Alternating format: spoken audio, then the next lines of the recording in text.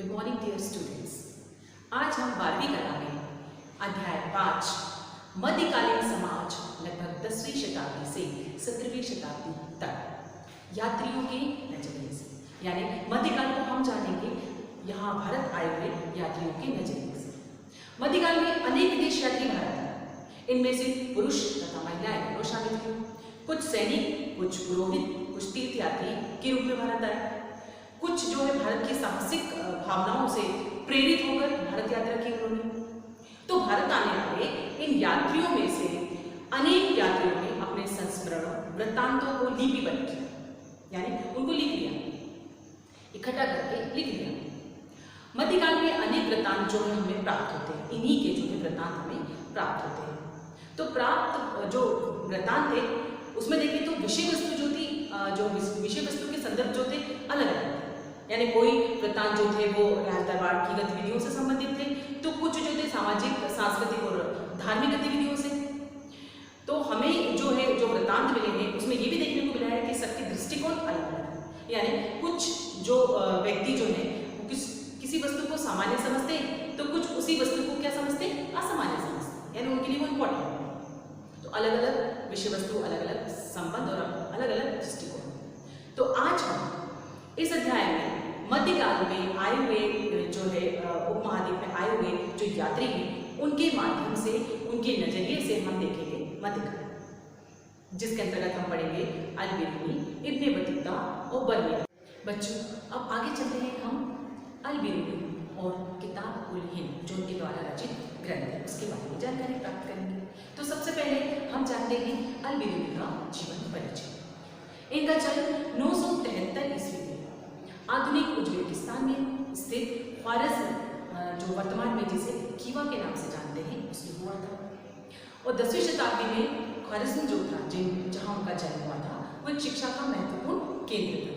तो अल-बिरूनी जो थे एक महान भाषाविद थे, क्योंकि उन्होंने शिक्षा प्राप्त करी थी और उन्हें अपनी मातृभाषा जो थी ख्वारिज़्म के अलावा भी सीरियाई, फारसी, हिब्रू और संस्कृत भाषा का भी ज्ञान था। जब 1017 ईस्वी में महमूद गजनवी ने कहाँ पर ख्वारिज़्म पर आक्रमण किया, तो वो अपने साथ कई विद्वान और कवियों को अपने साथ गजनी ले आया। उनमें से अल-बिरूनी भी थे, अल-बिरूनी को भी वो अपने साथ गजनी ले आया था। तो बाकी का जीवन जो है उन्होंने वहीं गजनी में बिताया। अल-बिरूनी एक ख्याति प्राप्त विद्वान था। वो एक महान गणितज्ञ, खगोलशास्त्री, दार्शनिक और ज्योतिषी थे। वो जब भी गजनी भारत आता था वो अपने साथ जो है उनको भी लेकर आता था। इस प्रकार उन्होंने भारत यात्रा भी करी और कई बार जो है वो विभिन्न भागों में रहे।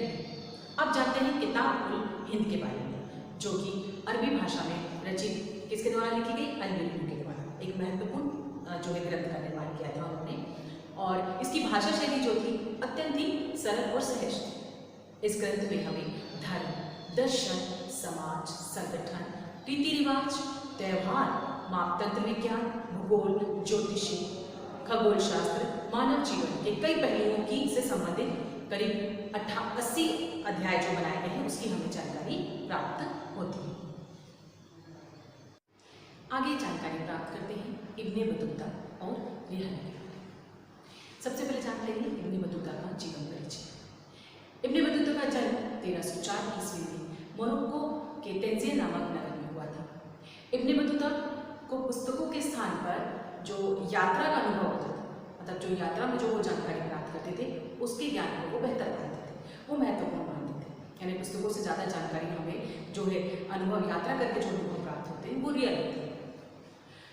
अब 1334 ईस्वी में वो दिल्ली पहुँचे। दिल्ली के उस समय के जो सुल्तान थे मोहम्मद बिन तुगलक ने उनकी विद्वता देखकर, यानी उनकी इंटेलिजेंसी देखकर क्या किया, उन्होंने अपने दिल्ली शहर का जो है दिल्ली का काजी नियुक्त कर दिया। काजी मतलब न्यायाधीश उन्हें घोषित कर दिया, न्यायाधीश बना दिया। फिर 1342 ईस्वी में सुल्तान ने, यानी मोहम्मद बिन तुगलक ने उन्हें एक दूत के रूप में चीन जाने का आदेश दिया। आप जानते हैं हम भी हैं के बारे में। इब्न बतूता 14 वर्षों तक भारत में रहा और उसने भारत के विभिन्न स्थलों की यात्रा की और भारत के विषय में जानकारी प्राप्त करी, और उसी जानकारी के आधार पर जो उसने वृत्तांत लिखा उसे रिहला के नाम से जाना जाता है। इब्न बतूता ने सामाजिक भारत की सामाजिक धार्मिक मान्यता रीति रिवाजों आदि का रोमांचक आंखों देखा हाल वर्णन किया है। मतलब जब हम उसको देखते हैं पढ़ते हैं तो ऐसा लगता है जैसे वो घटना जो है, वो जो क्रियाकलाप है, हमारे आंखों के सामने ही घट रही है, यानी इतना सजीव हमें वर्णन मिलता है। अब जानते हैं इब्ने बतूता हुआ भारतीय शहर। इब्ने बतूता ने भारतीय जनमानस में रह रही जो जनता थी, जो शहरी जनता थी, उनकी जीवन शैली यानी उनकी दिनचर्या, उनकी जीवन शैली का भी उसने वर्णन किया है। आगे जानते हैं अनूठी डाक प्रणाली। इब्ने बतूता ने भारत की अनूठी डाक प्रणाली जो उस समय प्रचलित थी उसका भी उसने वर्णन किया। आगे बढ़ते हैं इब्ने बतूता का दास प्रथा का वर्णन। इब्ने बतूता ने अपने रिहाले में दास प्रथा का भी वर्णन किया जो उस समय भारत में मध्यकाल में प्रचलित थी। उसके अनुसार भारत में दास प्रथा इतनी अधिक प्रचलित थी कि जो दासों को जो है बिना हिचकिचाए वस्तु की भांति खरीदा और बेचा जाता था। तो ये था रिहाल। बच्चों अब जानते हैं फ्रांसवा बर्नियर के बारे में। ये एक फ्रांसीसी यात्री थे। वह एक अच्छे चिकित्सक, राजनीतिक, दार्शनिक और इतिहासकार थे। बर्नियर भारत में काम की तलाश में यानी काम ढूंढने आए थे। वो लगभग 12 वर्षों 1656 से लेकर 1668 ईस्वी तक भारत में मुगल दरबार से जुड़े रहे। बर्नियर ने भारत के कई महत्वपूर्ण स्थलों की यात्रा की और वो भारत में जो भी कुछ देखते थे उसकी तुलना यूरोपीय जो स्थिति थी उससे करते थे। यानी भारत की जो भी स्थिति होती थी उसकी तुलना यानी उसको यूरोपीय स्थिति में रखकर देखते थे। बर्नियर का यात्रा जो वृत्तांत फ्रांस में 1670 से लेकर 71 ईस्वी में प्रकाशित है।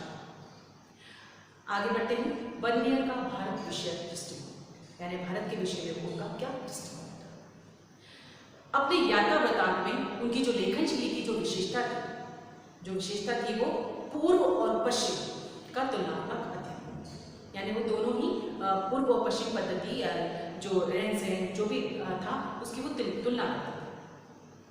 आगे बढ़ते हैं बर्नियर का ग्रामीण और भूस्वामित्व विषयक विवरण यानी ग्रामीण क्षेत्रों में वो क्या देखते थे।